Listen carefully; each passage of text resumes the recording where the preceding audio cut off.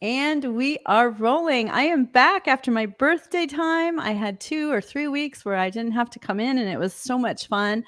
I'm here with an actual friend from Facebook who I think does one of the most valuable things, especially after experiencing my dad having been diagnosed with stage 4 cancer, emergency room stuff, all of the crazy stuff, entering a rehab center, being given stacks of papers to sign when he's like on drugs. And it's kind of crazy. But what we're going to talk about today is the incredible story of Greta and Laura coming together and how it really is just a calling, because I was cracking up when I was reading your stuff, Laura. Like, you started out as a comedian.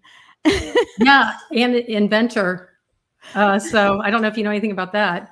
I saw just inventor, comedian. There was one more. Oh, like wine condoms. What the heck That's is right. that? Mm-hmm. What is a wine condom? We must know. It's a bottle stopper that just was a silly idea that turned out to be practical, because it preserves a bottle of wine once it's open. And it started out as kind of a joke, because I was having wine at a neighbor's house, and she's like, "I'm not going to use the rest of this. Why don't you just take it home?" And I did, and had saran wrap and rubber band on it. And of course, with my head, I was like, that's a wine condom. And then it took a little while before my son, who wasn't even drinking age, and I made this product. Oh, I love it. So is that the invention then? That's the invention, wine condom. Got it. Yeah, it rolls down the top of a wine bottle.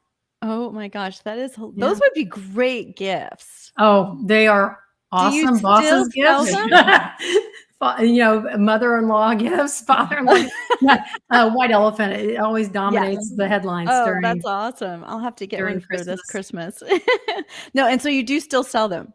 Oh yeah, they're on. Let's plug it. Where do people find it? 6,000 5-star reviews on Amazon. Oh, I love it. That's awesome. Well, good girl. All right. So Laura and I met during, let's just call it 2020. Everyone knows what happens in spring of 2020. And she was one of the few people who was actually getting it. I was like, oh my gosh, here's somebody that is advocating, and she's like sharing her brother's information. Her brother is Dr. Richard Bartlett, who became kind of famous in Texas in the beginning of 2020. And so why don't we start with you, Laura, and will you share just a little bit about why I have you here today? What was it that made me want to have you here? And then how you met Greta. And then Greta, I want to hear just a little bit of background after that, where you can share how the two of you combined forces to do what you're doing. Yeah. So in my prior life, I was, doing stand-up comedy, developed and executive produced a comedy show called Four Funny Females in Dallas.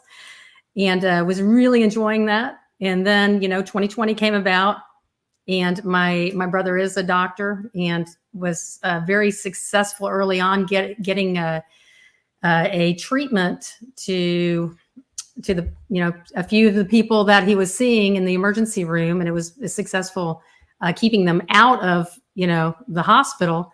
And he knew what I had just left. I had just left developing a product, bringing it to market, and having success as my background's a PR person. So, the product literally went around the world within 24 hours of my first press release. And, I had Shark Tank knocking on my door, wanting us to, to bring the product onto the show.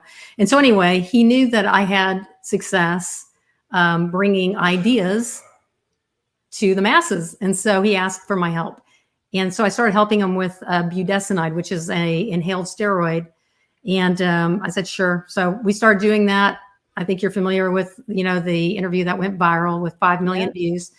And you don't know how thankful I was for that man. You do not know. And every single one that I found, Dr. Kaufman, Dr. Mary Bowden, all, Simone Gold, all of them, they're just heroes. Yeah. I remember where I was in a parking lot when eating lunch with him. And he said, you got to hear about this treatment. And I said, well, let's do it. Let's get it out. So it became kind of like Planes, Trains, and Automobiles. You remember that movie with Steve Martin, where you're traveling around? I guess John Candy was my brother. I'll let him be John Candy, and I'm Steve Martin in this movie. You're the cool one. But we would literally just drive around from place to place, whoever would listen to us about budesonide. So anyway, moving along during the process of getting the word out, promoting budesonide, I kind of got known as somebody who was helping with the 2020 thing. And so people started reaching out to me and saying that, hey, there's a new problem. My dad, my sister, my what's going on? No, I don't know. My grandmother. Is something happening? I can see you guys fine. Okay, let's see. That's really weird. That is very weird. You're fine on live there we as go. well. There we Got go. it. Sorry. that I think was- something just started playing. That's really I didn't weird. see that. But it was in the Hands-free. background, so we're good. Yeah. So anyway, I kind of was synonymous with helping with the 2020 thing that everybody's familiar with. And so people started reaching out to me saying, hey, there's a new problem. My loved one is in the hospital and it's not good. We gotta please get me some help to get that person out. And I feel like if they're in there, they're not going to make it.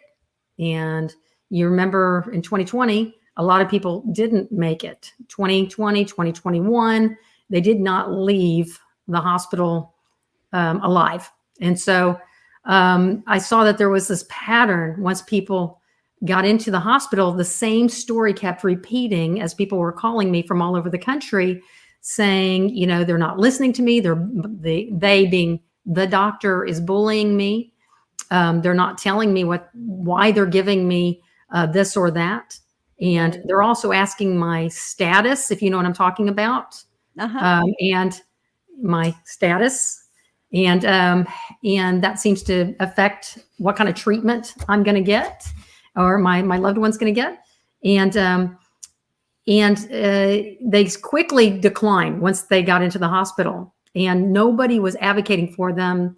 The hospital advocate didn't seem very interested in working on behalf of the patient. It seemed to be a little bit one-sided towards the person that pays their bills, which is the hospital. So anyway, I saw, wow, there's so many questions, so much fear. These people were terrified out of their mind calling me. And I felt like, you know, whenever we've had a crisis like that in the past, there was always somebody who stepped forward and created a hotline, literally a phone number where you could just reach out day or night and get connected with some outside the problem information that would be vital in your surviving the situation. And so I kept waiting for somebody to do that and nobody did. And so I thought, well, I guess I'm now doing this, you know, what was it?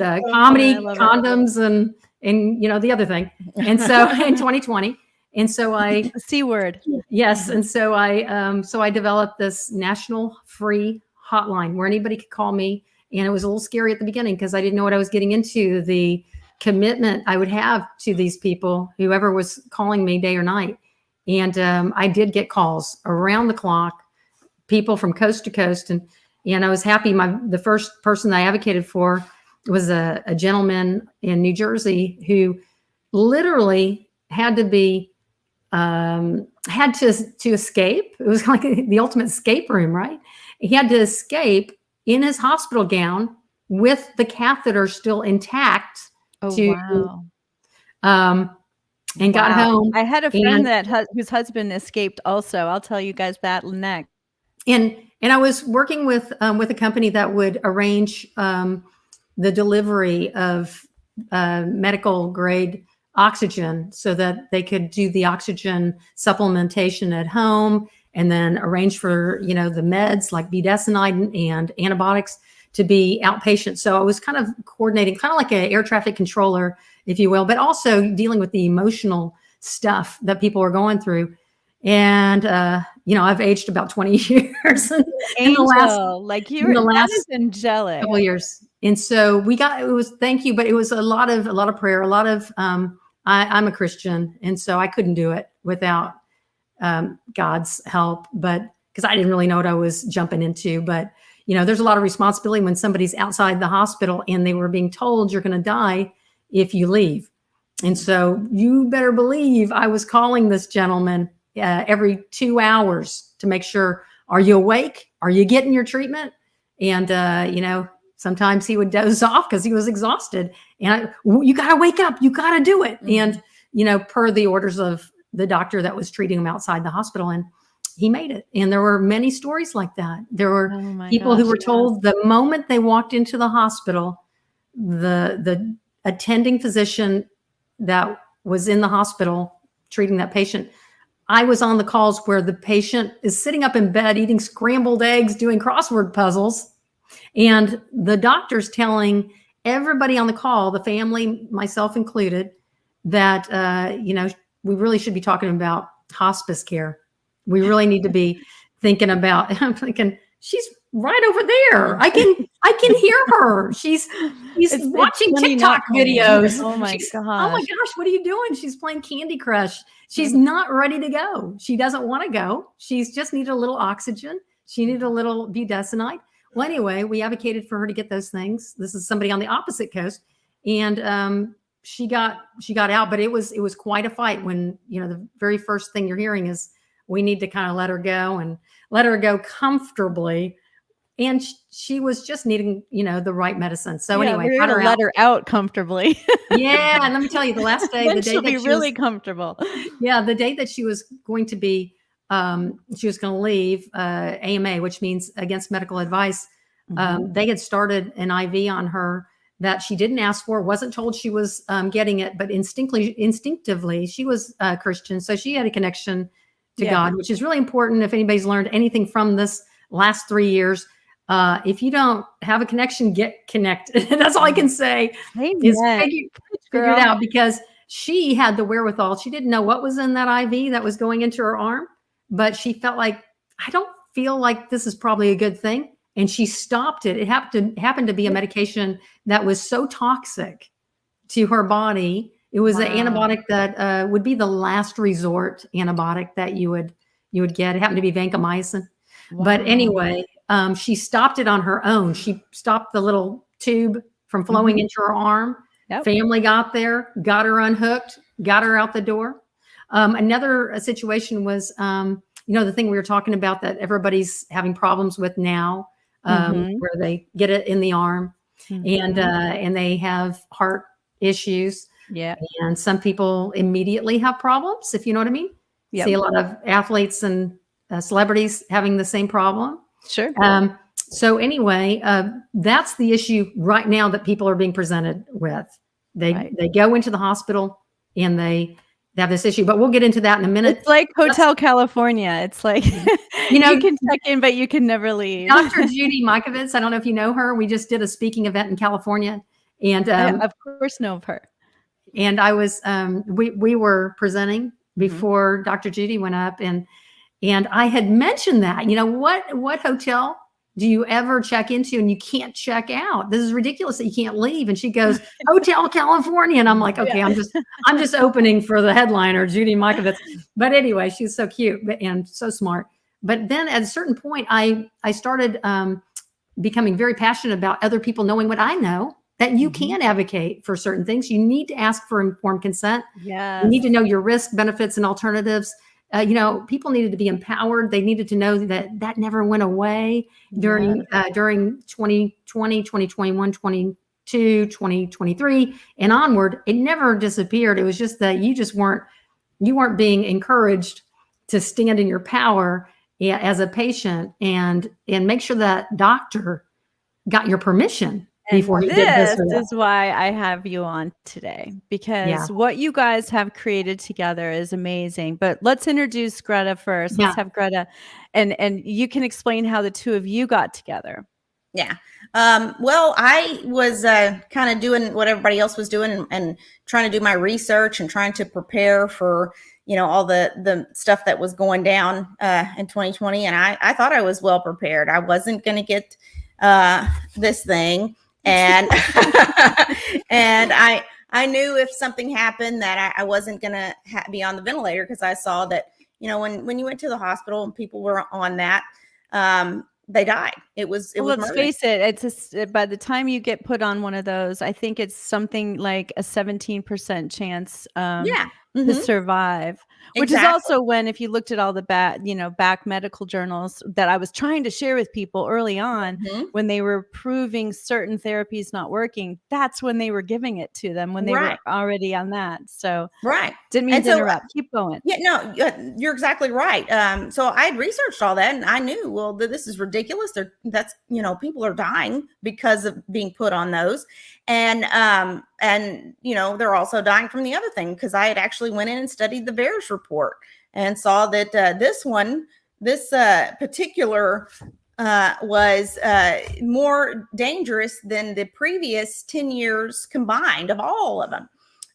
So I was like, no, not doing that either. And so I thought everything was okay, but my whole family got this. and so they all started getting over it. My husband, he was able to get the alternative treatment, but it was really hard to get. And so I was too busy taking care of everyone else. But then when I started coughing up blood clots, I knew something Oh was my wrong. gosh. Yeah. So I I went could to not believe I heard your interview with Dr. Mercola, and I was like, oh Mhm. my gosh. Right. So I went to my doctor, and they were like, oh, here, have inhaler, have some Tamiflu, because I tested for the flu and pneumonia and the other thing. And here, go home. And they weren't fazed by the fact that I was coughing up blood clots in front of them.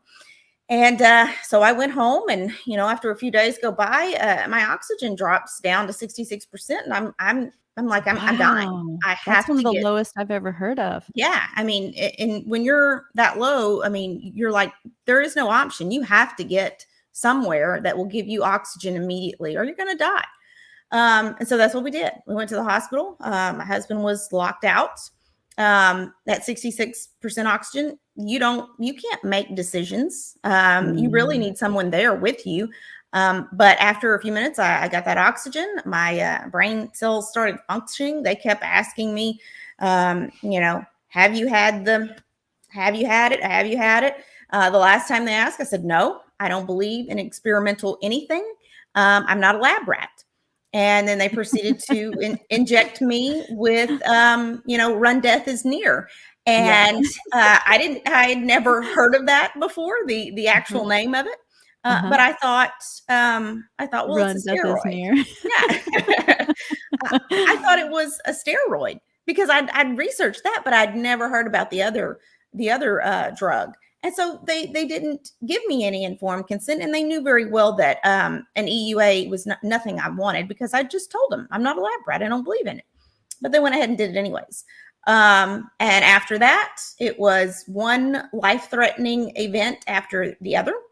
And like Laura says, I am also a believer. And, I got to the point where I said a prayer, and I accepted that I was either going to die, but either way, I was going to serve God. And I told God, I said, if I die, I serve you. If I live, I serve you. Your will be done. Just help me get through this excruciating pain, because it's pain unlike any other. I didn't have that type of pain with COVID, the 2.5 weeks I had it before I went in the hospital. So although they were telling me, I'm asking, why are my hands and feet swelling? They're saying, oh, thanks. They're saying, it's strange, that this is strange. That's what my doctor told me. I'm like, what? That's not medical terminology I've ever heard before. The terms, this is strange. Yeah. So I knew something was way off. It's their last year of medical school. I think they're ever strange. Yeah. Yeah. Strange and weird. They learned that in nutrition. Right. Exactly. This is a new term. That's awesome. So wow, I can't believe it. Yeah, I knew things were off, but eventually I was able to make my, escape there. And I told them I'm leaving. And I started ripping off wires and cords. And, I told them I was going to pull this port that was in my artery. And that's when they took off running and got all gowned up and had all my stuff ready after 12 hours of waiting. And when they came back, they let me go. I went home. Still in excruciating pain, still did not know if I was going to survive, because the pain was so severe. And my lungs were just filled with fluid. And So it was a time where I was very unsure, but it was also a time where I was learning what had happened to me. And I'd learned that I had been poisoned. And once I learned that, I said to myself, wow, I was doing my research. I was on, the ball. I was trying to protect my family, and yet I was still taken advantage of. And I'm sure there are other people out there who don't know what's going on. And I wanted to warn them. Absolutely. So I created a website, and it's called protocolkills.com. And in that process, I'm sorry, what is it? Protocolkills.com. Okay. And so after I created that, I made a platform for people to share their stories. There's over 250 stories on there. I posted every one of them, cried at every one of them. And I realized how fortunate I was, because I'm one of a handful that survived. So I'm very grateful every day, and never take that for granted, that I'm here, and thankful to God. And because of that, I wanted to pay it forward. And like I said, I told God I would serve him. I didn't know what that was at the time, but I think I've figured it out now. But in that process, you have a good partner. Yes, I do. And in that process, I Couldn't didn't do it without her. I didn't want to just have people scared. I mean, what good is just all the fear porn and you stay at home and die? I said we have to have some sort of option for them. And I ended up meeting Laura, and she was rescuing people. And I was like, well, there's an option right there. Yeah. And through our process of working together, we realized that, hey, she is very successful in getting people out, but it is difficult. I mean, it is really hard to pull someone out of a pit. It's much easier just to avoid the pit. Right. And so that's just, where we were able. When you say pulling people out of the pit, you guys are talking about every level. But really, the main impetus of what you guys do, if I have it correctly, is help people get documents and their rights in place so that they can avoid that. Yeah. Yep. And we have an example. One good question is, would you go to any country, other country, a foreign country, without a passport? Nope. Can't do it. Would you ever imagine trying to fly to another country without a passport? Healthcare is completely a different. It's like another. It's like its own country. Once you get into the hospital building, it's like you've stepped into a foreign territory where they have their own rules. They have their own police force. Security. They have their own language. Security. They have their own language, and it's weird. And you don't know the rules and the laws of the land, so to speak. And they make them up as they go. Right. And you can literally be picked up by your arms and legs and hauled out of their country. That's happened to several people I've advocated for. So it's a very, in the last couple of years, it's been a very hostile environment. And you would never dream of going to another country without having proper documentation and identification. You certainly would not want to lose this. Once you're in that country, you want to get home safely.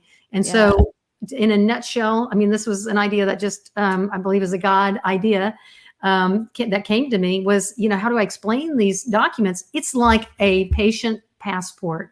It's what you have going into the hospital that will follow you throughout your trip and your arrival and departure. And it stays with you the entire time and it advocates for you. And so, and everyone sees it. It's in your medical records. If everybody who's here today takes this seriously, not only takes it seriously, but shares the idea with people or shares your website, because you guys offer it all. And it's free, right? It's free. We've given up. We're not martyrs. Yeah. We just feel like we're called to do this, like you said. And for the last 3 years, I've stopped comedy. I had 15 years of successive seasons of Four Funny Females. And it all came to a grinding halt because I'm the producer and I just put it on hiatus during 2020.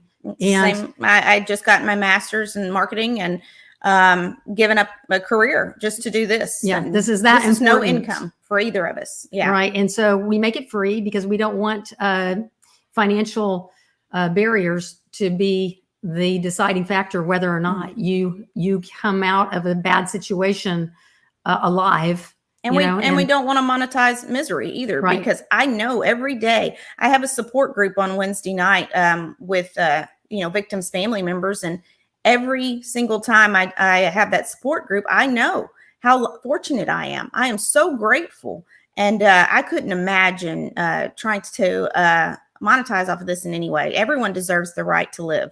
Everyone. Right. Sorry, I had kind of an obnoxious person in the Chat. thing I had to get rid of. Yes. And then now I accidentally got rid of a lovely person. Come back, lovely person. I'm just apologizing to this person because I thought it was somebody else. Sorry, Liz. But I think I only put you in timeout for 3 minutes, hopefully. That was an accident. I'm trying to figure out where it is so I can fix it. I don't know if I can fix it from here, though. Sorry, I didn't mean to interrupt, but I had... Oh, there she is. I think I got her back. Yay. Okay. Yay. Welcome back, Liz. Hopefully right. I did. We're glad you're with us, Liz. Okay. Now, when people listen carefully, we're going to deliver to them specific ways to protect not only their elderly, grandfather, aunt, whoever who, Right. is really vulnerable, but also to empower anyone of any age. And just before we get going, how much time of their life will this take? Not much at all. A couple of minutes. But how much time is your life worth? Right. Right. Right. So it's really not that much. And we need to educate ourselves. That's how we got ourselves in this situation is, by not paying attention to what was going on around us. And, we're involved in the TV and sitcoms and, going out to eat, and nothing really what was going on politically and things like that. So we need to be more involved. And don't outsource, don't task rabbit your healthcare decisions. Yeah. You can't outsource it. And so you're going to have to make a decision, and you're going to have to document those decisions like no other time before in our history of America. We also have people from around the world that reaching out to us. I was going to ask you, I actually wrote that down before we finished. I was going to ask if other countries are something that you guys are helping as well. So that's awesome. Yeah. They want to do a similar document. And in theory, it would work if they respect Jehovah's Witness declination to refuse blood transfusions. If they respect that, if your hospital in XYZ country, Canada, South Africa, wherever you happen to be in the world, if they respect that right for Jehovah's Witness to say, I don't want blood products, transfusion, then they should respect a document similar, which is ours. Yeah. Right. Who would have guessed the Jehovah's Witnesses were saving the world? Yeah. Hey, who would expect that 2 days before our Dr. Mercola interview that we would get our dream come true? I had prayed. I said, God, it would be kind of jokingly, God, it'd be kind of funny if we could actually talk to a Jehovah's Witness. Nobody ever asked for that, a knock on the door. But I was on the phone with her, and 2 days before that interview, she goes, oh, Laura, I got to get the door. The dogs are going nuts. Yeah. It's 2 Jehovah's Witnesses. We got to put them on the phone. We got to confirm this. I love it. And we talked to them. We asked some questions.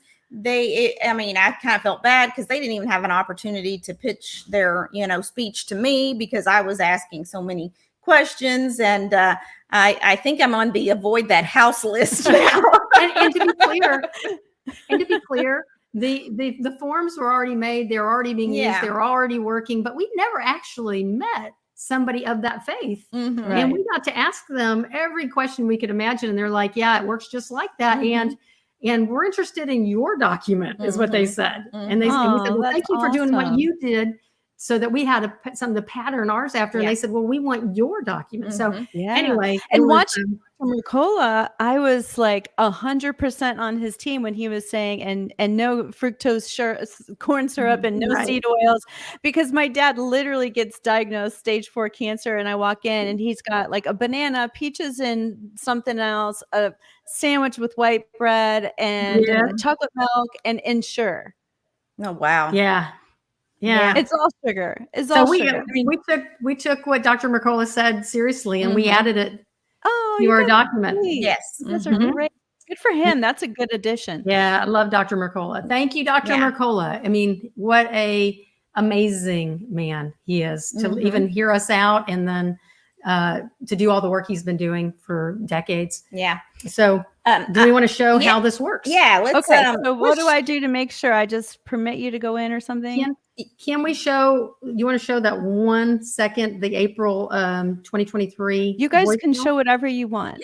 We can show both. Okay, we got time. Mhm. Okay. Yeah. All right. So I just add you to the stream with this new one. There Is you that how it go. works? That's Okay. it. So Look this. at me.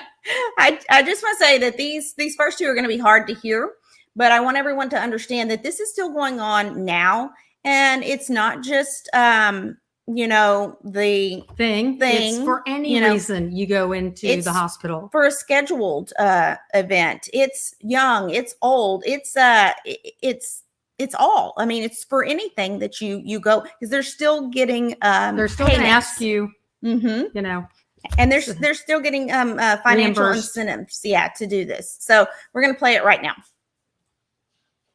Laura, this is Joyce in Salt Lake City. I'm rushing to the hospital because in a conference call with Kayla, that nasty doctor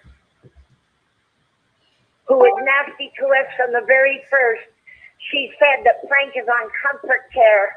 I said, that's the first I heard of this. Supposedly, he hasn't had dialysis or food since Monday, but I think they did it before. That's why they haven't been talking to me. My husband, even his pastor who wanted to pray with him Monday night, and now they're killing him.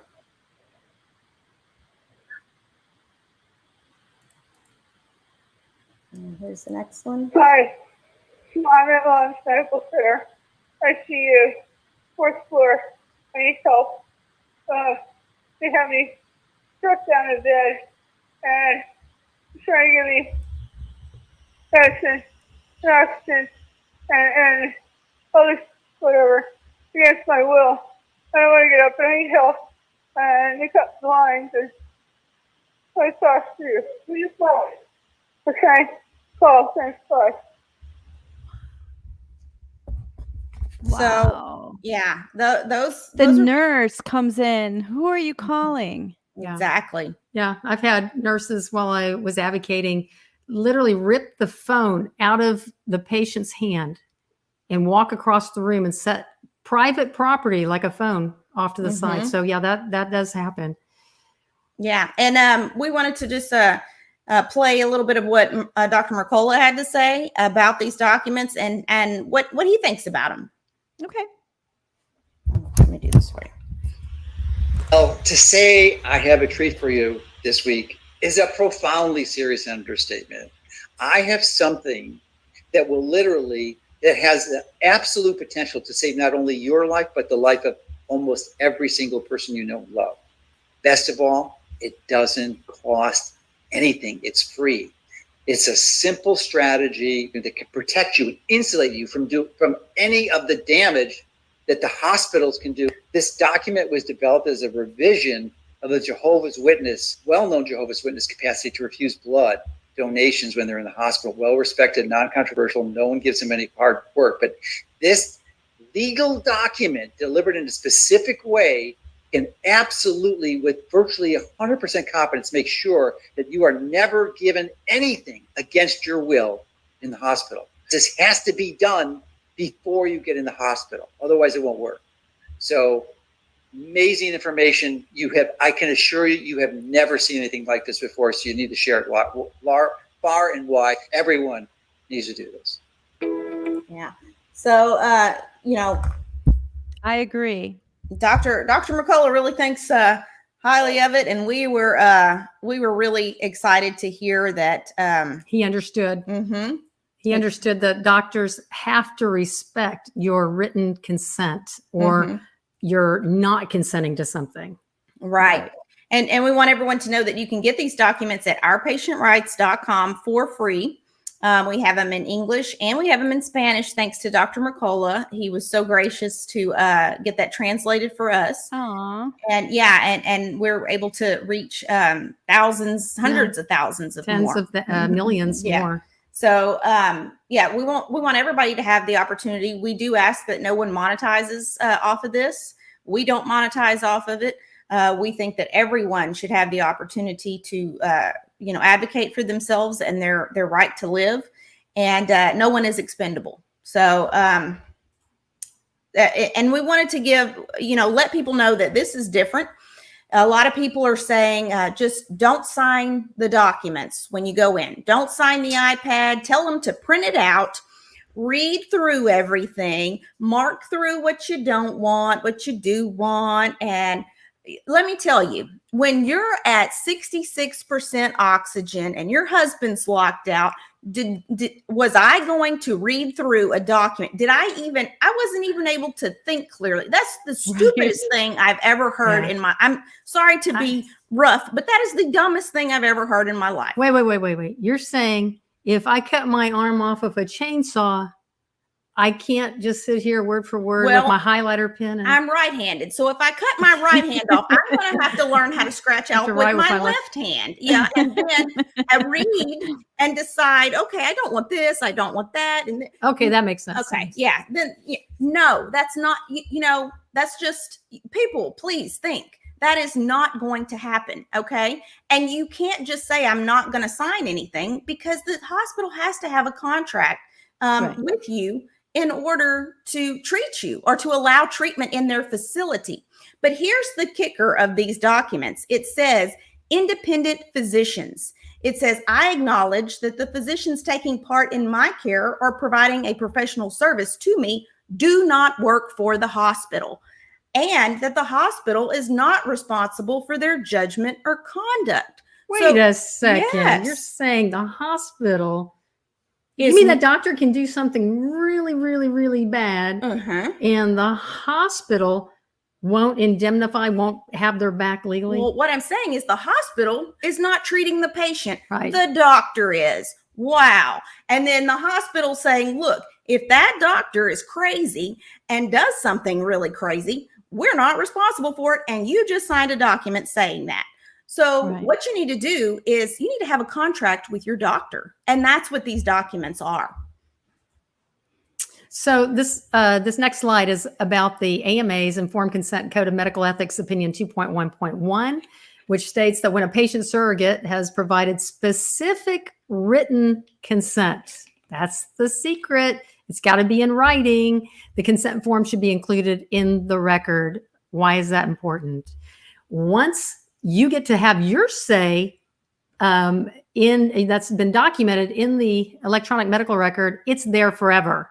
And there's no, I think I interpreted her lack of consent one way, or her implied consent, and then I documented it. It's not just the doctor's word against the patient's word. It is so empowering. The patient walks into the hospital with their written consent for everybody to see, so there's no confusion. Yes, everyone. What if there's an emergency? I'm sure I'm not the first person to ask this. What do you guys suggest in that case? Well, everything seems to be emergency while you're in the hospital. Usually, but we're trying to get people ahead of the curve here. Yeah. So here's the thing: you do all this work ahead of time. We're trying to prepare your audience to do the documenting ahead of time. You don't deliver it until that emergency or scheduled surgery. For any reason, you've got to be in a hospital. That's when you activate this. Only then. You don't just start shotgunning them out to every hospital in the country. So I knew that. Now you have a good question. You're probably saying, what if you are in a head-on collision on the highway and you are knocked out and they're carrying you in with a gurney? That's called an advanced directive form. That's when you use that, because you're unable. Everyone should have too. Yes. Yes. That's another one. But I wouldn't say everybody knew about it, but a lot of people in the last 3 years were talking advanced directive language. And unfortunately, advanced directives only are honored when you are in that case. Yeah. Well, how many people in the last 3 years walked in and just said, I need a little oxygen. Hey, by the way, I don't want this and I don't want that. They were able to verbalize it. And unfortunately, a lot of bad stuff happened to people while they were still able to talk and voice those they were able to say, I don't want something, or I do want something. So a lot of stuff could happen to you. We don't want to wait till you're incapacitated, unable to advocate for yourself before something like an advanced directive kicks in. Because that was the problem in this situation is people were saying, just like I said, I don't want an EUA. I don't believe in them. Oh, well, here you go. Right in your arm. I didn't know. You don't want anything experimental? No, I did not want, but yet I didn't know what they were putting. It's going to be a shocker. Since this whole situation started, a lot of doctors in the hospital have been lying. Okay, straight to your face, and they don't have to be mean to lie to you. No, they can smile. They can be really nice. They can straight up be Doogie Howser. Yes, and sweet as can be. And I really like that, doctor. Meanwhile, you're being poisoned to your death, while they're smiling. While they're smiling. So people need to understand that the devil doesn't come dressed in pitchforks. He comes dressed as the angel of light. So you can't just, because they're in a white coat, that doesn't mean that, they're perfect and ready to save you. You have to, and if they're not knowledgeable, a lot of people want to say, well, they just don't know, which I don't think that's an excuse either, because, it's your job to gather the information in order to inform the patient. That's what informed consent is. Well, especially in this climate where the whole world has been locked down. And so that's a little bit suspicious. I would hope that would get people going. So I was going to tell you guys, I forgot to tell you. So my friend, literally, it's one of my dad's friends, owns a huge ranch in Texas. A doctor he had for years and years put him in the hospital in the beginning of 2021. And he was sitting there, not able to have his wife with him. And because he felt that was so wrong, he started asking if she could come. So, can we do something? And this is his really good friend, doctor. And they just fought that. And maybe it was earlier than 2021, but I was thinking she said it was 2021. Whatever. It was a time during when there weren't people allowed to advocate and be in the room with you. And so long story short, he literally fights and fights. They won't do it. He starts getting a feeling like they're trying to kill him. He goes, I know this sounds strange, but I think they're trying to kill me. And his wife is like, okay, I'll come to the hospital. And so long story short, he literally walked out of the hospital by himself in whatever clothes he had. And she picked him up on the side of the road. Like she happened to drive past him on the way to the hospisptal. Unbelievable. He did. Within 2 days, they just put him out in the sun and gave him lots of liquids. And he was fine in 2 days. Yeah, he saved his life by leaving. He literally did. It's the craziest story. And then the doctor calls and it's mad at her because he left without telling him. How could he do something like that? Yeah. I'm sorry, I don't have Stockholm syndrome. Yeah. That's why I didn't tell you. I haven't been here long enough for that to set in. Right. Smart man. Lowers the basket, puts the lotion in the basket. And it's like, this isn't the Silence of the Lambs here. I'm out of here. Right. So we want people to get this current consent form. So that way, when they go in, they're able to talk. They're able to communicate. The doctor is going to listen to them because it's in writing. And the three key parts of this is the religious and spiritual beliefs deeply held, the consequences to the doctor if they don't follow through. And the whole thing encompasses a patient-doctor contract, which we have not had before. We've never really had to have before because they honored the verbal requests of patients. But for some reason, that part of the ethics and morals was just shut off. Right. It seemed to embolden bad doctors to be just worse. Worse. Yeah. So Yeah, power trips. Yes. Arrogant. Ego. Yeah. Mm-hmm. Yeah, you name it. Just abusive. Mhm. You didn't used to have to. You didn't have to arm yourself with a doctor the way you would in a Mhm. dark alley against a potential rapist, right? Right. You didn't used to have to Crazy go, is look, that? my no means no. Yeah. For real. So you want Right. to explain why this is So, we've talked works? a lot about the Jehovah Witnesses, and the Jehovah Witnesses don't believe in accepting blood from any other creature, and even in order to sustain life. That's just their beliefs. And throughout this whole time, before this, after this, during this, it's been respected. They were the only ones where their no meant no, and it stood. And doctors respected it because they are taught this in medical school. Oh, they are. Yes, Absolutely. they are. And so they knew that, if a Jehovah's Witness was coming in and they didn't want blood, it didn't matter if you understood their religious belief. It didn't matter If it made sense to you. Yeah. It didn't matter if you thought medically it was necessary. Yeah, or if you their thought no better. meant no, and Mhm. it stood up during that whole 3 years of crazy. Exactly. So that's why we pattern our document after something that has precedent. It's even been argued all the way up to the Supreme Court. Yeah. And Ooh, nice. Yeah. multiple times. So this is about as bulletproof of documentation when you walk in that Right. you can, if you can say your consent, you can write it down. So Right. these ideas, do you want to inform everybody where this comes from? This isn't from Greta and Laura's No. head. We have somebody behind the scenes who's remaining anonymous for safety reasons and to preserve the message of what we're sharing with you today.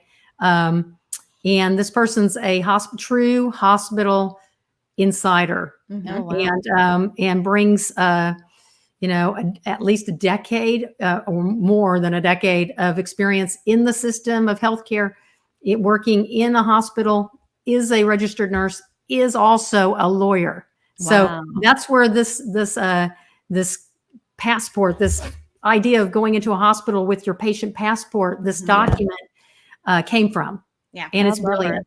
Or him, So- whoever it is. Yeah, exactly. And it like we said, it doesn't matter if the patient, the Jehovah's Witness, is going to die without blood. Doesn't matter. Mm-mm. You have to honor that, just like you have to honor your patient passport. Otherwise, that would be discriminating against religions and religious beliefs, and you can't do that. So have you guys noticed that you were busiest when things were craziest? Or have you just now started really gaining steam and more people are learning about it and coming to you now?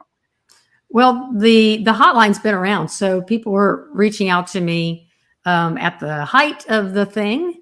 We still, I just got a call, just 24 hours ago, a call from somebody who was in a situation. And then this morning again. So, I mean, it's like daily I get calls, and it's not for the thing that happened in 2020. So just make no mistake, you could go in, and I caution anybody that's a male between the age of 18 and like 30 who's at high risk of receiving something in a needle in their arm, because somebody in a white coat at the end of your bed said you really, really, really need it, even though you came in from a ATV accident into the emergency room, even though you came in for, a head injury in football, whatever the case may be, playing rugby, hang gliding, cliff diving. I've got 2 sons, so I know the situations that they put themselves in for fun,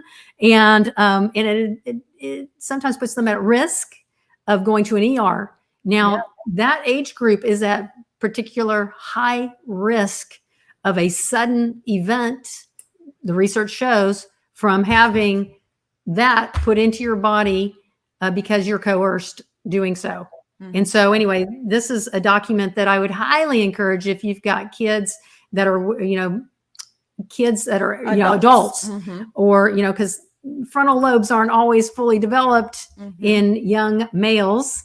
That's no diss. That's just science, until they're later in their 20s. Like 25, I think. 25, I Yes. think is when, yeah. So I would talk about this document and highly encourage your sons, your grandsons to get this document completed and have it ready to launch the moment they need it from a all-terrain vehicle accident or whatever. But really everybody, because it's not just Mhm. coercion. Fear is a big factor because they push the fear. I mean, I was told several times, you're going to die. You're going to die.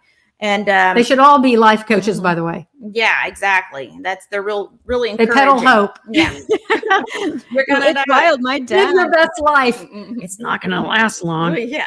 March 3rd, my dad went into an emergency room and he had lost 50 pounds and he was just dehydrated, couldn't taste, couldn't walk, it was in massive pain. I promise you that Sorry. man would not be here today if he didn't have 3 daughters watching him and the hospital God and bless the you rehab guys. center like a hawk. And really, even like what blew my mind too, the sugar blew my mind. But I forgot to mention they tried to, when he first went to the second place for all the physical care, as far as like a step down, the lower physical level of care. therapy. Yeah, physical therapy to try and get him stronger again, which they have. They tried to give him like 5 other things in the arm. Yeah. Oh my And gosh. I'm like, the guy's trying to heal. Like, give him a break. Stop polluting Right. him. Right. Right. Yeah. You constantly have to be on the watch and, Yep. and 100%. yeah. And we've included the consequences. So, yeah. So I had somebody who didn't make it that I was advocating for, and it was heartbreaking. I had been working for quite some time with them, and this person should have, by all indications, been able to leave, but they threw him on a ventilator against the family's will and knowledge. They did not have this document, and I said, "That's it. We need something that gives consequences to the doctor who goes against the family's verbal, right?" But now we took it a step further. It's in writing, and with this document, this, like a patient passport. It's the current consent document is what it's called. And there's going to be a warning, kind of like if you trespass against somebody's property, there's usually a warning that says, violators will be prosecuted to the fullest extent of the law. And by the way, we have security cameras, right? You let people know for a reason, because once they're informed of that, it's usually a deterrent. So there is a clause in this document way up high that says, if you violate my intentionally planned, informed consent wishes, you will be immediately reported to your state medical board. Why is that important? There's an example that's on the screen there. This is like a letter that you'll receive. It'll be somewhat of an announcement like this that'll let you know there's been a patient reporting a complaint. It has to be investigated. Every complaint is noted and is visible to the public. So there's that. It will also require you take time and energy away from making money as a doctor, and you will have to be in front of this board and defend your actions. It's going to be really hard to defend your actions when you have somebody document the moment they walked in the hospital, they didn't want XYZ. I didn't want this medication, and you forced it on me. So it's now intentional. And you know what intentional is? One could argue, in my opinion, that's criminal. And so you're going to have some serious consequences, and you've been warned. I know that you know that I know, and it's all square. So that's a big deterrent. So we also, one of the things that we mentioned earlier is what you can elect by initialing on this form. And that's a big one right there. Not wanting something experimental forced upon you. Yeah, but there's many others on the list too. And then this is only revocable in writing. So they can't say that, I went into the room and that she was, mumbling something as she was drifting sleep. off to sleep. And she said, "Oh, that document, I don't care. Throw it out the window." No, it has to be revoked in writing.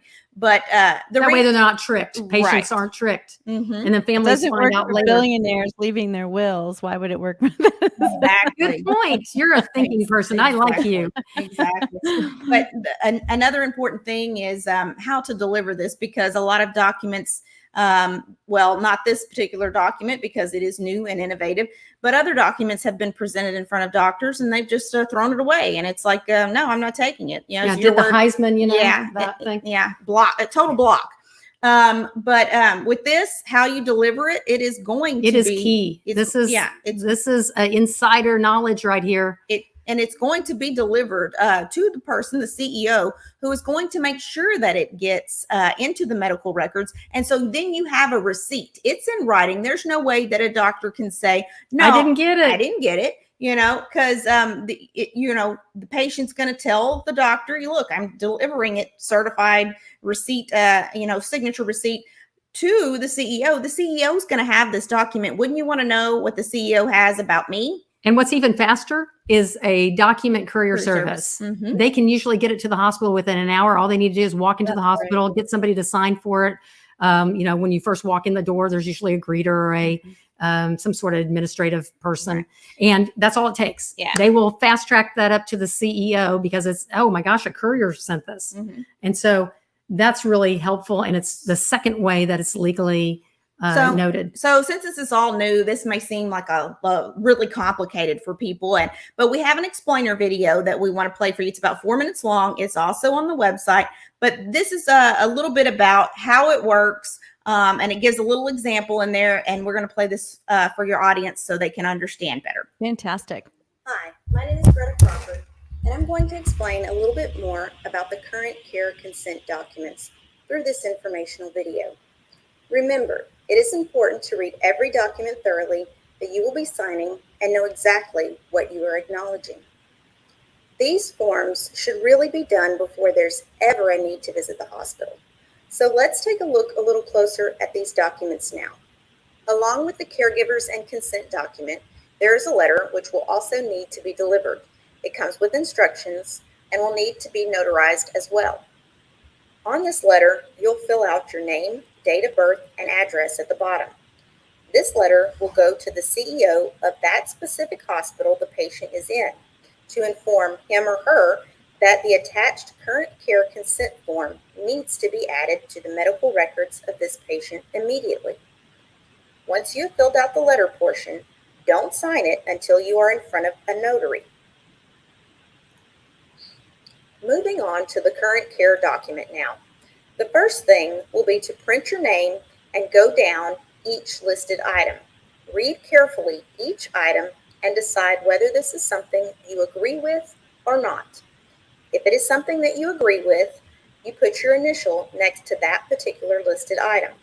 Do not put an X or a check, only your initials. Remember, there is also an area where you can add personalized information that you would like your attending physician to know, such as medications or foods you may be allergic to. Once you have filled out the letter and the current care document, it is important that you do not sign them until you are in front of a legal notary. Once in front of the legal notary, he or she will witness your signature and initial, date it, and put the proper seal of notary on the document. After this is complete, then make 10 copies of this original notarized document and instructions. These copies are very important to have because you will need them to disperse among your emergency contacts, the doctors, nurses, and keep with you either in your purse or glove compartment of your vehicle, for example. Always keep the original in a safe place in your home. It would be a good idea to have a minimum of 3 emergency contacts in case one cannot be reached at that time of the emergency. Make sure to discuss with your emergency contacts what these documents are and what they are for. Inform them that they need to keep these documents in a safe place along with the instructions in case you need to visit the hospital. Explain to them that it will be their job to make sure these documents are delivered by certified mail and legal courier service to the specific hospital in the event you need medical attention. Let them know that the specific instructions are included with the documents. Here's a scenario of how these documents may be used. Hello. Hey Bob, this is Mary. Remember those hospital documents I gave you a couple months ago? Yeah, I have them right here on the side of the fridge. Well, I've had a little accident. I'm at hospital, and I need you to follow those instructions with the documents and get them certified, mailed, and delivered courier service. I'll text you the name and address of the hospital right now. Please get this done as soon as possible. Be sure to follow the instructions. Sure, Mary, I'll do it right now. Thank you so much, Bob. Once you are admitted into the hospital, give the copy of the document that you carry with you to your attending physician. Inform him or her that this needs to be put in your medical records and that this document is currently being delivered certified mail and courier service to the hospital directly to the CEO. You may also want to get family members to bring your additional copies to hand out to your nurse or other specializing doctors. Finally, it is very important to gain access to your online medical records as soon as possible. Once you gain access, check your online records often to make sure your current care documents have been placed in your medical record for the medical staff to see. You will also want to make sure that your medical team is honoring what you have consented to and not consented to by reviewing your medications and treatments you are receiving as much as possible. The current care documents and the process requires a little planning and preparation, but in the end, you could save yourself from enduring life-threatening conditions or even worse, death. Stay safe and God bless. That lady looks a lot like Greta. That's weird. What a fulfilling Thought you were against climate. It's so incredible what you're doing. Somebody asked a great question. Arnie Willis said, how does this document, I don't think he had a full sentence here, but when Congress is going along with the UN being given the final control over medical emergencies they create? Yeah, so Dr. Mercola pretty much answered that. He said, if you watch the full hour interview, he said it wouldn't even matter what they pass, the WHO mandates for a global, the global way to handle the whatever the new pandemic is or plandemic is. It doesn't matter. Whatever the top down pushes down to you, it only takes a doctor to push back. And we give the doctor a big tool to push back up, and it's this document, this what we like to refer to as in a lot of ways we could be helping the doctors because then they're not in a position where they're worried about their license or they're worried about they say I have no choice, I can't. Sorry. And we're hearing that from doctors. They are so grateful that they have something that makes all the ambivalence, the good doctors just throw that out the window. There is no confusion. It's very clear. It's almost like over communicating in a very positive way that I don't want this. I'm allergic to that. That's all it is. But it's in writing, and it becomes a great tool for the patient, empowering the patient, but also the doctor to not be coerced and forced to do something they know is wrong, which is violating someone's informed consent. Right. And think about the Jehovah's Witness. Is their whole faith being thrown out the window? Are they now going to be forced to get blood? No. Nope. It doesn't matter what the UN's saying. That's still standard. That's right. It doesn't matter what the hospitals are suggested they should do from on high, like the WHO. It's just not going to happen because it only takes there's only one person that has to be compliant for all those plans. It's somebody with a medical license. And that medical license is at risk if they violate this informed consent document. Like I said, the remdesivir fairy didn't come and inject me. Wait, wasn't it Fauci that crept into your? No, I didn't see him that night. So, thought he army crawled in the. She's gonna start a new comedy tour. Yeah. You went through the lasers. Fauci hopped over the lasers into your room. He was really busy. He was busier than Santa Claus. Is what he was, injecting all those people. Everybody in one night. No, it wasn't Fauci that did it all. I mean, it was your doctor, your personal doctor. It's a doctor-patient relationship.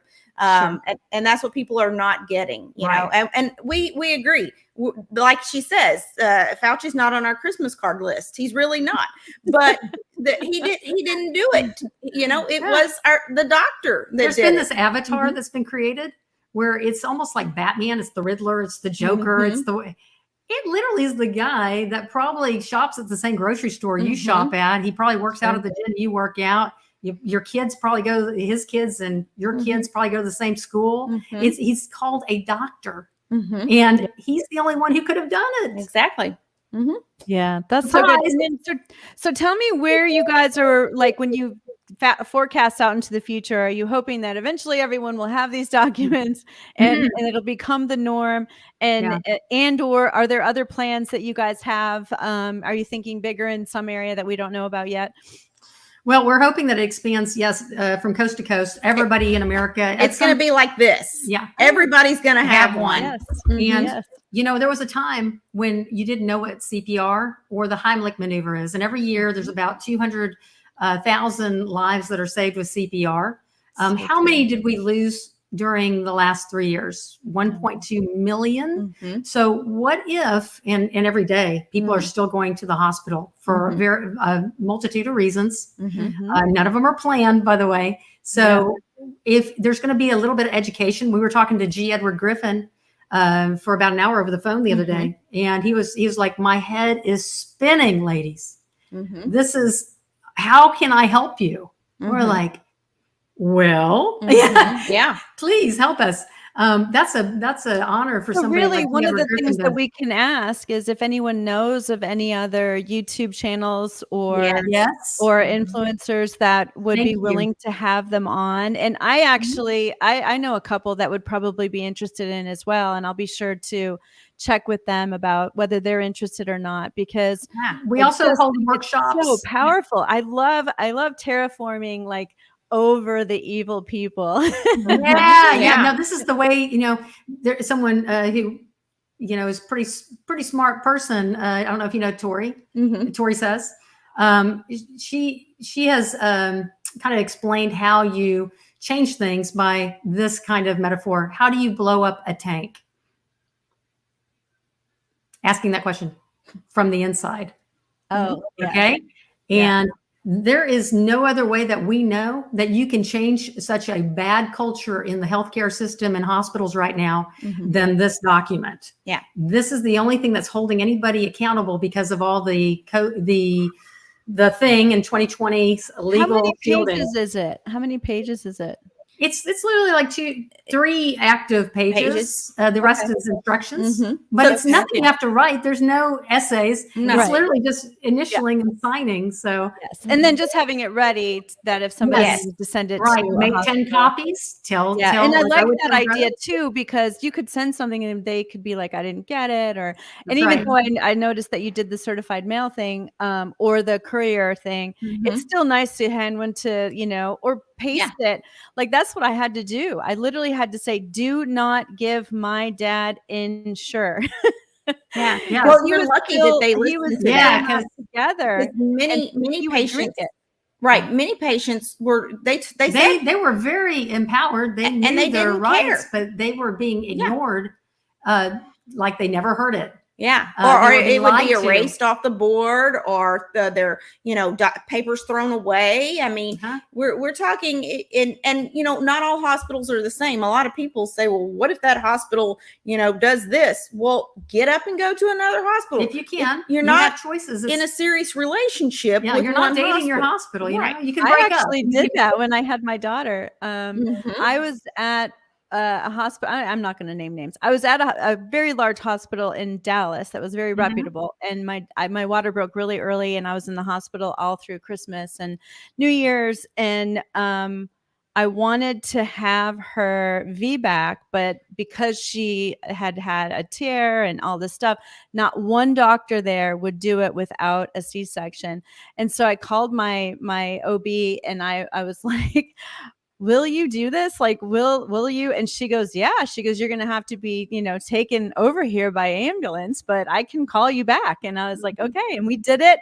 And she was successfully delivered on January 9th. But I really had to push it. Like, I had to push it. You have to stand up for yourself. You have to assert your rights. Don't be afraid.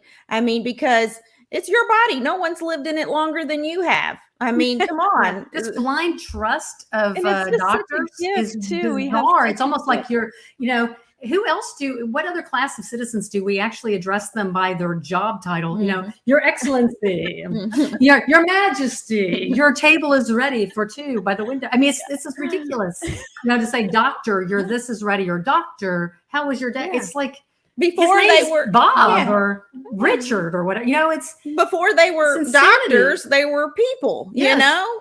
They just happen to do that as their day job. It's just a job, you know. There's and by the way, they don't deserve ticker tape parades for just doing your job. Yeah. We do our job. We don't even get paid for it. Like Laura said, if a guy comes to fix your sprinklers, you don't go out there and say, "Yay, for your glory to you, you fixed my sprinkler." No, you pay him and you thanks. You know, good job. You're on your way. You know, we don't have a parade for them. I am seriously going to be getting this. I'm also going to be doing the first one. What was the one that I don't have already that I should have? The advanced directives. Yeah, I have meant to do that so many times, and then like it just escapes my mind. So I'm glad that you said that. Is that one on there as well? You need a medical power of attorney in case you are ever incapacitated. Okay. Medical power of attorney. That's for like if I am unconscious and then somebody needs to advocate for me, I would pick someone who knows what's going on. It would be like Greta or somebody in my family because they know what's up. Don't get somebody who's just your best friend and you like mimosas with. Okay, get somebody who has a backbone. Then you need a medical directives. You need that tells the medical power of attorney will use that on your behalf to advocate for what you would have wanted if you couldn't talk and say it for yourself. But the one that we're really passionate about is a lot of people go into the hospital other than a catastrophic injury. It's for, my appendix is about to rupture. I've got chronic pancreatitis. I've got a diverticulitis stomach issue. I'm wondering what's up. I'm going to get some tests run. And then you're in the hospital for a couple of days and having a procedure. There's a lot of reasons why people go to the hospital that aren't just because you were care flighted in. Yeah, the latest one was an ear infection. Right. It started out as an ear infection. Then he's on a ventilator. Right. Yeah. How does that happen? I get. Yeah. And it's this person was not tested positive for the thing. Okay, just so you know. And it's a fight now. So so have your current your caregivers and consent form. Everybody in America, you know, it took a while for people to figure out how to do the Heimlich maneuver. Yeah. You know? So for those three, you have one of those on yours. The other ones, do you guys have any direction on where people should go for that? In the directives. So okay. Are you talking about the medical power of attorney or the the medical directives and the medical power of attorney? Yeah, we actually have those on hospital hostage. hospitalhostagehelp.com. Yeah. If you scroll to the bottom of the page, those are available too. Yes. With instructions. Hospital, because I'm going to put this. Actually, I think I might have already. Hospital hostage help. HELP. But what is it? Hostages or hostage? Just plural, just singular. Hospital singular. hostage. Okay. Help.com. Okay, cool. I'll make sure that's in there. I think I did put it though, because I love the name. I think it's such a great name. Thank you. I do think your comedy adds so much to this. I never know when to expect it though. So like sometimes I was talking over you, so I apologize because I really wish that I wasn't. Well, it's been such a dark topic. I can't, people are like, when are you getting back on stage? And it's like, I couldn't even imagine in the last 3 years doing comedy, because it's been, when you're dealing with people in a life and death situation, it's a lot. But it almost is like you need it more. You do need it more, but I feel like this is, until we get this such a mission accomplished, it's so important. And thank you to Greta. When will you feel like it's accomplished in your mind? When will you go, gosh darn it, I'm going to the open mic? Oh, well, I'll go back to 4 Funny Females and get back up there and do our series and start. We were about to start touring in the Southwest right before the thing in 2020. So, I'll pick right back up, and that won't be hard at all. That'll be so fun. What I mean is, when will you? When will I get back up there? As soon as there's a little more traction. I need a little bit more traction with this. And everybody, if you want to see me back in stage, please, making you laugh, Mhm. Let's stop the crying Yes. and get your paperwork done. Yeah, yeah. I have a comedian friend who she hosts the open mic for like practice or whatever at TK's, and Mhm. Carlisle and I went the other day, my daughter, and we had so much fun. It was really really fun because it's different when you're watching someone test material and it's failing. Yeah. Oh my God. What a train wreck. They need their caregivers and consent form because it is going to be catastrophic. I've been there. I've survived somehow. But anyway, the comedy club you should check out is my headliner owns the Backdoor Comedy Club. Oh yeah, I know them. He's awesome. Yes. Yeah, a funniest comic in Texas winner. Have you seen Linda? Oh my gosh, I've seen both of them. They're both really funny. Yeah. So anyway, Linda had her own situation I intervened in. Good for So you. it was crazy. Out of one hospital, wasn't Linda, but she was with somebody that she was advocating for, and they left one hospital. It was a 24-hour ordeal with me, and I got them out and then into another hospital. Turned out to be the largest walking pulmonary embolism they'd ever seen at this other hospital. And they treated it appropriately, but the other one was going to let her languish some more. And she could have been Died. She could have been killed from this pulmonary embolism while she waited for them to take care of it. They wouldn't result her tests to see if she had any clotting problems. It was very suspect that she did have the problem. So it was like, get out. She left. That was the phone call that was taken out of the hands and walked across the room, and the nurse saying, "What do you do if someone doesn't have, I don't know if you want to go through this, but I know I've kept you so long already, but I am curious, like when someone calls you, like those horrible phone calls that you guys showed earlier where people can barely talk or they're trying to sneak the phone call in. Do you have an order of priority that you're trying to get, to them? Well, fortunately, we don't get a lot of calls like that. Unfortunately, that second call in April, that person died just before we could ever have a conversation with her. She was in desperation. She had no family. She was isolated alone. She had reached out to a friend who forwarded that to us. And so this was a very unusual circumstances, but most of the time it's somebody who's like, they're in there, my loved one's in there. And it's rarely the patient that's calling. It's somebody who, because they're so weak and they're so cool. Yeah. And it's like, my sister's in there and they're going to kill her. And so then we just rapidly get things moving. And one of the things that is very important is the moment you're in the hospital or your loved one is, and you should never go into a hospital without letting somebody know and eyes on the situation. Get into your electronic medical record. I cannot tell you how important that is because we've had doctors straight up lie to us and tell us they weren't doing this or that. And then we found out days later when the patient finally got into their electronic medical record that they were giving them fentanyl every hour, PRN, meaning whenever they thought they needed it. And this person never even took a Tylenol.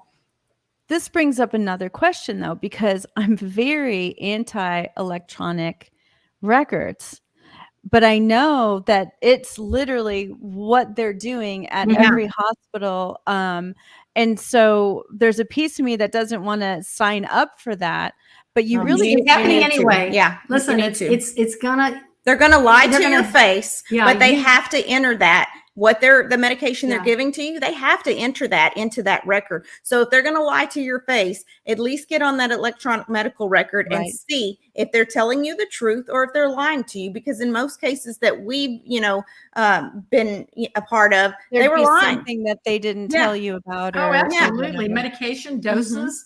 They would say that we're, okay, all right, I'll capitulate and do the medication like budesonide. And then you go to check up on it. It's like you gave them like a children's dose. You didn't give this full-grown man the effective therapeutic dose. Yeah. So, oh my gosh, it's crazy. We have to be our own doctor, right? We have to. You have to check them. Hold their feet to the fire. Double check their work like they're toddlers. I'm sorry, I've got doctors in my family. It's not that I don't like or respect good Sure, of doctors, course. but I'm sorry, but they have a pattern here It's your of life. behavior that you have to do that. You have to Right. check up. And what's your life worth? You need to get involved.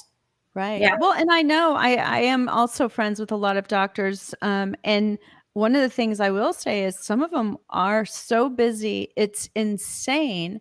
And actually, I don't even think safe. If they're a specialist and they're the only one in a city that does this, or one of 5 that does this, and they're always on call. And I could see where they would drop the ball a few times and forget to, Medical errors are not a new thing. Mhm. Medical errors account for a lot of deaths in America. I think Isn't it's like it like the number Third leading third cause. leading cause. Yeah.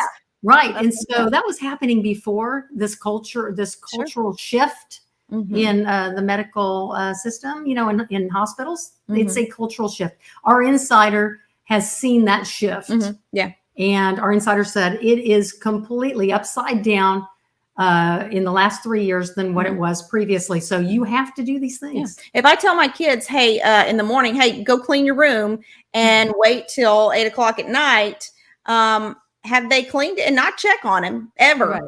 Right. Nothing's going to get cleaned. Nothing. Yeah. You're going to have to check on it. You're going to have to reinforce Accountability. it. And right now, because of the crazy legal shield that hospitals have because of 2020, and they still exist. Yes. That there is this emboldened bad behavior. I didn't see like, oh my gosh, that really turned things around and everybody's crazy good. Right. It's like we had just the opposite. Yeah. It's- Isn't that the truth with most regulations, though? Oh Yeah. my gosh, it's crazy. Thank you, ladies, so much. Why don't we run through all the places people can find you and the hotline number and all that? I will have it in the description box, but if you guys could just give it to people now that are maybe taking notes. Sure. Hospital hostage help.com. Lots of practical information. Like, I don't know if people knew you could fire your doctor in a hospital. Mhm. You could literally say, you're fired, pick up the phone or, nurse's station, have them say, what's the issue? I need a new doctor. I just fired Dr. So-and-so. So you can do that. And other practical things like how to get into your electronic medical record and the document. And what informed consent is. It's the risk, benefits, and alternatives. Nuremberg 2.0, it's going to be all about informed consent. Believe it or not, that people will probably know Greta Crawford and Laura Bartlett because we've been talking nothing but informed consent when those trials come, because this is like a Nuremberg situation, what's happened to the American people. Right. That's what this is all about. And you can find out more about that at Hospital Hostage Help. And then your site is protocolkills.com. I think your audience is probably well informed about what's going on, but if they know some people that just like, I don't believe it, well, send them to Protocol Kills. There's over 250 stories. Not everybody can lie all over the United States with, the same crime, just a different scenario, slightly altered. It's just, no one can make this all up. So that's kind of going to help wake people up. And then we created another site, ourpatientrights.com. And that's where our mission, our heart is right now, is to get everybody protected before they even go into that foreign country with their passport called a hospital for any reason, have this caregivers and consent form, current caregivers and consent, meaning the moment you become a patient. And please get it today. I mean, and as soon as this podcast ends, go to it, print it out, fill it out. As soon as you can get it notarized, do it today, because you don't plan an emergency. My emergency is not going to be. I talked to somebody earlier this afternoon, and they were so frazzled because they are a couple of weeks into the process, and they're like, I said, look, let me help you try to figure out where a courier is in, how many, like 5 states away. Yeah. Let me try to figure that out for you, because they are so unable to really think logically when you're acting emotionally. Couldn't even remember her husband's name. I mean, literally, they had different last names. and couldn't until we got that worked out. We didn't know if there was a patient or not. And she was like, oh my gosh, yeah, that's that's right. my maiden name. Mhm. Okay, this is the mindset when you're in the hospital dealing with a crisis. Try to do crossword puzzles when you're putting out a house fire. Okay, Right. it's just not going to happen. Mhm. And so you need to just do it while you're calm. Your heart Mhm. rate's somewhat normal. You're not Yeah. sweating Your profusely. brain's working. Right. Yes. Do it now. You have And oxygen. Just put it Mhm. away. Talk to a few people. Give them copies. Let Yeah. them know And what's then up. do you guys still, because I remember watching one of the videos, there was a box that you guys used to sell that would help Oh, yeah, people that was if they got at the sick. beginning of Do you still the do that? thing. Yeah. I got completely, that must have been a good idea because I got completely blacklisted, targeted, wiped off every credit card processor. Mhm. There's an interview out on Rumble about that where because it must have been effective what was in there, I had one credit card processor tell me that only unless you remove some items will we reinstate your account. Right. Specific So, item. Yeah, I'm not going to mention, I want to be protective for you. I'm not Mhm. going to mention the name of this processor, but Okay, well, I have an idea. Can you tell us what all was in it? uh-huh. And then maybe we can kind of guess which I hope one. you're- Well, the two items. the two items was NAC, NAC, Okay. Mhm. and Yeah. melatonin. Oh, They And wanted they them said removed. we had the receipts in this video. You'll see with Dr. Brian Artis.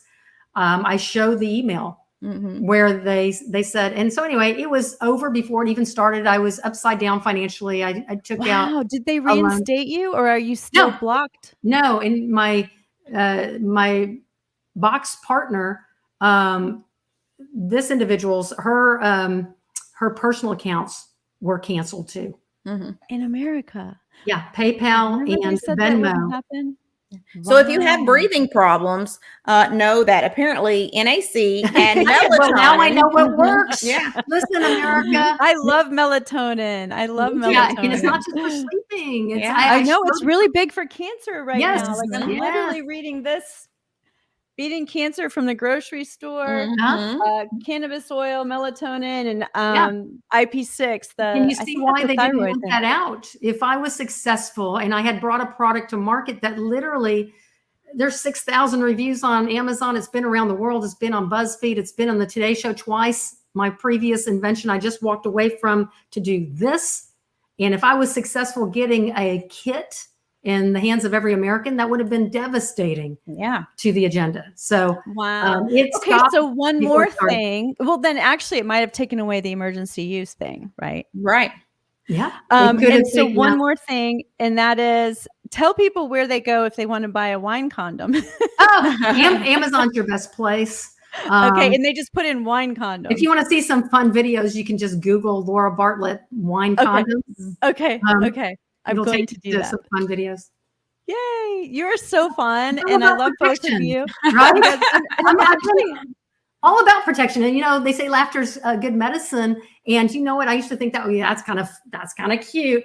But during the last 3 years, shoot, I would have taken laughter over some of the stuff that they were pushing in oh my hospitals. gosh. Oh yeah, I think it's You the would have best probably placebo ever. survived better. You know, there's a ton of theories that say that everything is a placebo.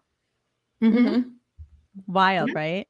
Yeah, there's a lot of studies that show just watching funny videos, funny fail videos or funny comedies. Oh, funny comedies. That's a little Redundant. Well, redundant. sometimes they're not But- funny. That's right. But watching funny movies have actually helped in recovering from some some very serious illnesses. So Yeah. I can't wait to get back to doing that. So if people could help Yes. me, Yes. help Yes. you. I'm And gonna send a message out to a few people. Do you guys know much about UK? Because I have a friend there that might be interested too. In the in UK? having you. Uh-huh. You mean yes? And you know what? There is a precedent for the Jehovah's Witness. We found their what was that form? We found evidence that they do Okay, respect the Jehovah's Witness Okay. in the UK. Okay, good. It's well established. So All right. I would love I'm to do all that about every- helping you guys. Anything know I any can do. churches? And if you are you in Dallas? I'm not at the moment. I'm in I'm in the Houston area Yeah. right now, Oh, but okay. I'm I was I'm like, still we a bit gotta of a get nomad together. these last Right couple now. of years. Yeah. Could you believe we didn't even know each other in person? We decided we're going to take a chance and we're going to be allies for this, working love around it. the clock together. And we had just met by going to a church in California About by 2 weeks invitation, ago. and we met at the airport. And we're like, Yeah, we'd worked Hi. together for 2 years and literally met just about 2 weeks ago. that's a lot of faith. I Oh, could have been a that's real so cool. weirdo. Well, Yeah. I could have too, you know. Maybe we are, and that's why we get along together. So I don't know. And so now I'm getting to meet her whole family, and they do know I'm a weirdo. But anyway, She fits right in. Yes, lot of yes, fun. yes. Well, you guys are so fun. I would love to have you back again. If there's any new news, let me know. I would love to share anything that you have going on. Please tell your brother again. Thank you so much. I Yes. will. Mhm. I will. Thank you. And if you know of any churches like the one we just left, Calvary Chapel in Orange County, California, wonderful church, totally gets it, cares about their members and humanity. If you know anybody that would be open and want to receive a message of hope and truly protecting your life and of your members, please, we're happy to do it for free. Yes. In person. And there's something about being in front of you as a human being, because we're so oriented to just being able to click off videos, rush through at double the speed, this like instant society, that when you're in front of somebody and you can answer live questions, Right. it really connects. And we need people to actually engage with this, not just go, oh, that's a cool little idea. You need to know it, and it needs to be something you do. Yeah, there's something about the human contact. They wouldn't want us separated 6 feet apart and away from one another if it wasn't important. Yeah. So Yeah. Well, hugs to you guys in Houston. I guess I'll have to wait. If you guys ever come to Dallas, please let me know. We certainly will. All right. Thanks, ladies. Thank you And so thanks, much. everybody. I'll be back on Wednesday with a comedian and her mother. And on Friday, I'll be here with Holy Cow Beef talking about what's going on in the beef industry. I hope you guys have a great evening.